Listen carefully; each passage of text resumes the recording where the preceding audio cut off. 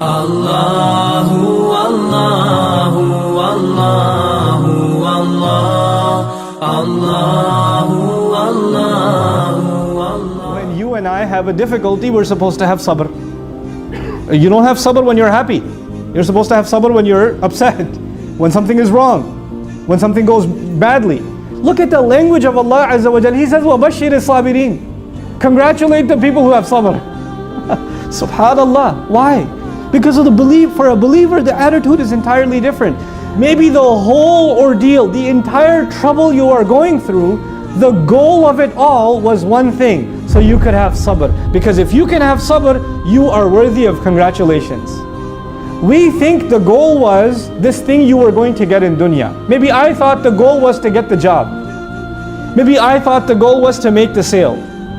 But maybe to Allah, the real goal is you were going to learn sabr. That's a bigger goal than anything else. Subhanallah. And if you got that goal, you should be congratulated. Everything you get in this life is then a gift. It's not something you earned, it's a gift. So when you don't have it, then you realize, well, it wasn't mine anyway. It wasn't mine anyway. We take our hands for granted, we take our eyes for granted, we take our nose for granted, we take our tongue for granted. The fact that I'm standing here speaking before you, I take the fact that I can speak to you for granted. But this tongue, it doesn't belong to me. I didn't pay for it. It belongs to Allah.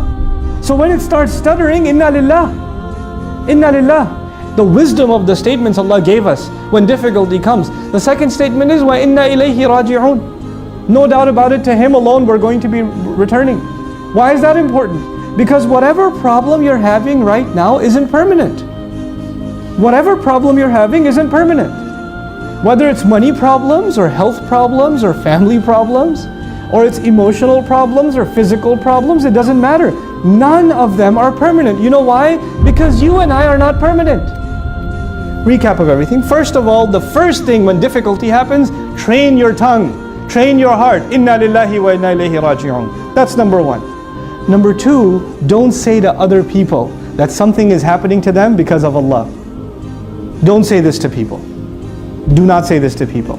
If you want to say that to people, before you think of anyone else, think about yourself. You don't get to decide something happened from the ghaib, something happened from Allah, and you don't get to decide why did Allah do this, that He didn't offer His explanation to you. You don't have that license. And when it comes to ourselves, we have to make the distinction between things that are out of our hands, you can't control them, then we say inna lillahi wa inna ilayhi raji'un.